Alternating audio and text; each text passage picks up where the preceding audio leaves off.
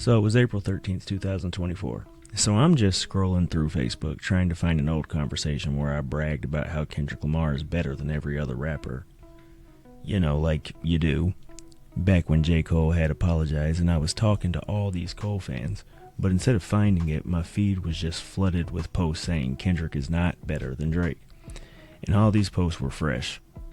And that's when it hit me that Drake had dropped. Now, before push-ups, the consensus was that Drake was done. Kendrick's like that had sent shockwaves through hip-hop. The online energy was Kendrick over Drake, and people were clowning Drake, saying he was taking too long to respond, ironically. And Metro was throwing shade on Twitter.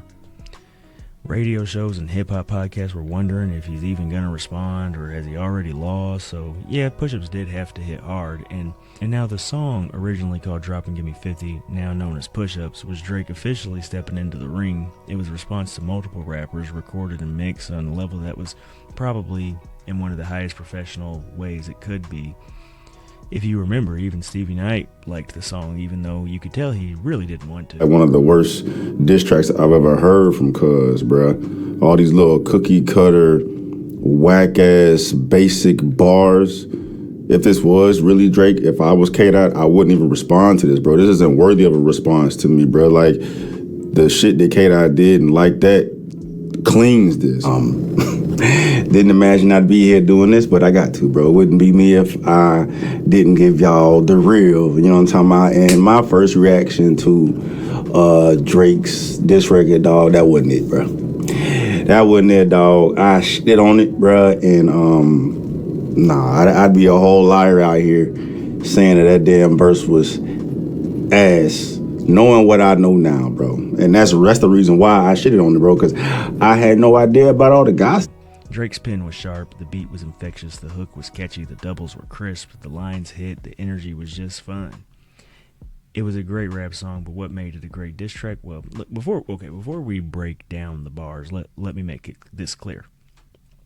This isn't just a lyrical breakdown. Sure, we'll talk about some lines, but that's not the point. The point is, why did this track work?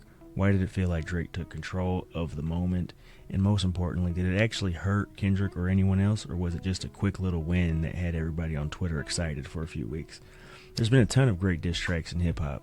Some like Hit 'Em Up, No Vaseline, and Ether are just pure aggression, coming from a place of anger and raw emotion. Others, like Takeover or Back to Back, flex success, making you feel like they're basically looking down from the top of the mountain. Then you've got 50 Cent's whole Ja Rule era, which is just an extended roast about how Ja is a fraud, and honestly how Ja could never have a good day if he turned the radio on again. But Push-Ups, it doesn't fit neatly into any of those categories, so what the hell did it do? Here's the thing.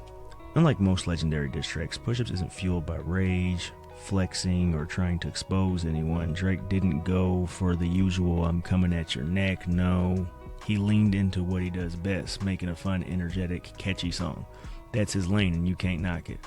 And then there's the underdog angle. A lot of people forget that even before this song, Drake was already seen as the underdog in the Kendrick beef.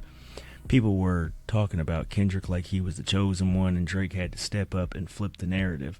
It was like he was saying, yeah, I might be the underdog here, but everyone needs me to stay relevant and I'm still better than all of y'all. And alright, let's talk about the lines. I'm the hit maker y'all depend on. It's simple, right? But also a flex. Drake's basically saying you all need me to stay relevant. I'm the one keeping you in the conversation, not only by being on songs with y'all, but by y'all mention me in your songs. And of course, some people push back on this, especially when it came to Kendrick. But remember, Kendrick's just one name in Drake's entire I'm the center of the universe list. By grouping Kendrick with the rest, Drake subtly saying, yeah, you're good, but you wouldn't be anything without me. Then we get the line, I know my picture on the wall when y'all cook up. And this is Drake doing his best Picasso impression, painting himself as the standard. Either they look up to him as a success icon, or every song they make is just another jab at him. Either way, Drake's keeping his name plastered in everyone's face. And now the core of Push-Up, Drake saying all his opponents are getting played by their labels. He drops, Drop and Give Me 50, a double meaning of the actual Push-Ups and the idea that rappers are out here making albums only to give half their earnings to be taken by the label. That phrase gets repeated, and it's his way of saying, I'm more valuable than you. Ironically, though, Drake is in court right now trying to renegotiate the $500 million contract, arguing that the beef hurt his bargaining power, so interesting timing. And don't forget, he takes a couple shots at Kendrick working with pop artists, but let's be real, nobody cares about that because Drake does that same thing. Let's dive into the few flashy lines, shall we? We get pipsqueak pipe down, you ain't in no big three, which for some reason people felt the need to call out Cap on that. I mean, I don't really care. It's a line, it's funny, but it's not the reason the song hits. It is Cap, but who cares? Then there's just to have this talk with your ass, I had to hike down. Basically, Drake saying Kendrick is beneath him, top dog behavior. And a few bars later, he hits him with the, what the fuck is this, a 20v1, nigga? Now, let's pause. I know people love to hype this up, but it's not really a 20v1. Honestly, it was like 5 or 6 guys. You could count them on one hand. Hell, Mickey Mouse had enough fingers to count that. And now, the fun part. Drake starts taking names like it's a raffle. First, he goes for The Weeknd. Y'all nigga the manager was Chubb's little blunt runner, and y'all boys had to run from her. Y'all boy... whatever, basically tarnishing The Weeknd's connection to Toronto. And then he takes shots at Future, Metro, maybe even Travis Scott with the Rolling Loud stage y'all was turned. That was slick as hell, which is a reference to Travis begging Metro to play like that at Rolling Loud. So yeah, it could have been a shot there at Travis Scott for being involved with that, but it's definitely had something to do with like that being played at Rolling Loud. And for some reason, Ja Morant gets caught up in the crossfire because why not? And here's the thing, it's not about the depth of each shot, it's about the sheer volume. Drake's throwing jabs at everyone, one after another. He's not trying to go deep, he's just trying to overwhelm you or say that he's overwhelmed. Drake finishes his track strong. We get a 15-bar sequence with a 6-syllable rhyme scheme, maintaining the momentum and keeping the shots coming. But the key line here is, you done rolled deep, but it's not fucking deep enough. Basically, no matter how many people y'all came at me, they can't take me down. And he closes it with the ultimate mic drop and give me 50, all you fuck niggas teaming up. And with that, Drake had to leave.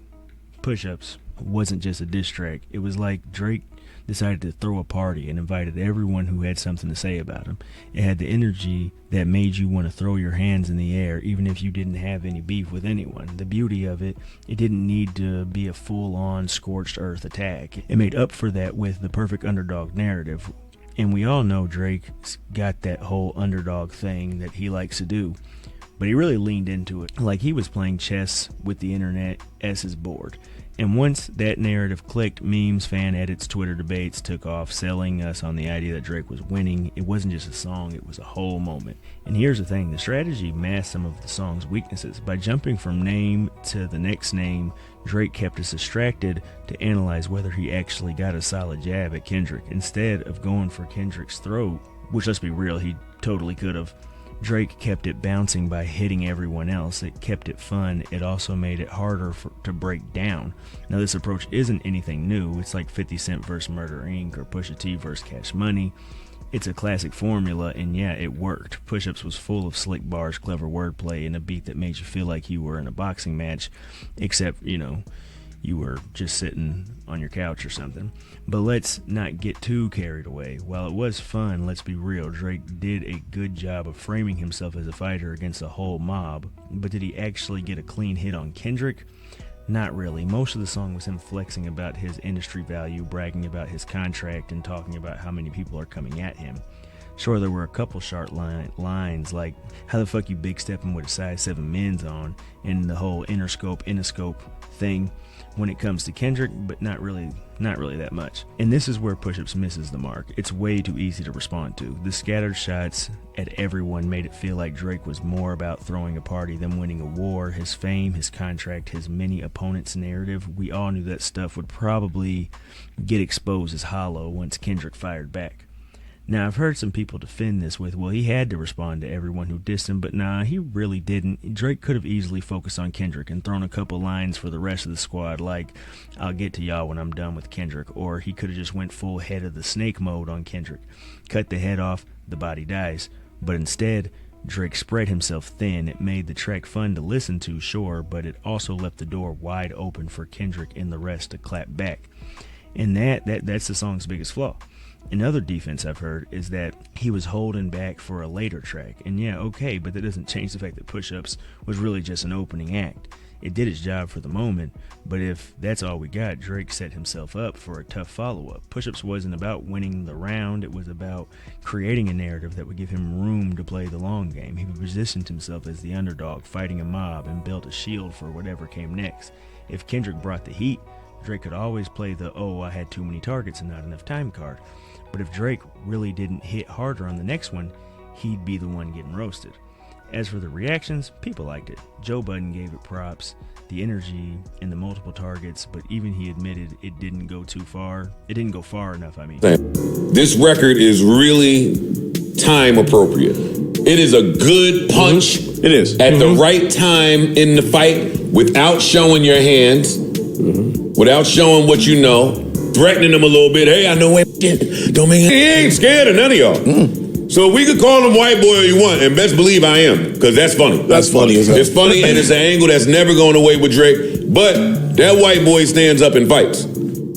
All of y'all. Yeah. Drake, I don't have nothing bad to say about you today. I'm phony. You did what you had to do. You're trying to jab him out. Solid. You said enough. You didn't say everything, but you gave him a little bit. You didn't rhyme your greatest. Funky on the release, Who Kid, mixtape style. I absolutely love what you did. It sounds better to me every time I hear it. That to the side, this won't get it done.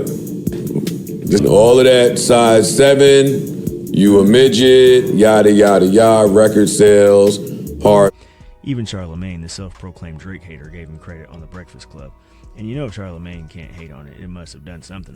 Yes. Here's the thing, man. First of all, I was highly impressed by Push Up. Okay, Drake delivered a top-tier response to everything that was going on, and this is coming from an OG veteran Drake hater. So drop one of the clues bombs for Drake. Okay, Yeah, I love the record. He delivered. He craftfully delivered that record. Drake he put his time, his effort into it, and he shot. And he did what he was supposed to do. Absolutely. And Right. And as for, YouTube reaction channels, of course they liked it. That's their job, is to hype up anything that's even remotely popular. But it doesn't matter because the consensus was clear. Push-Ups was fun and energetic and worked in the moment. But it didn't do enough to claim victory. It did its job, but it was the opening salvo, not the knockout punch. And you know what? Like it or not, on April 13th, 2024, Push-Ups worked, and that's all that matters.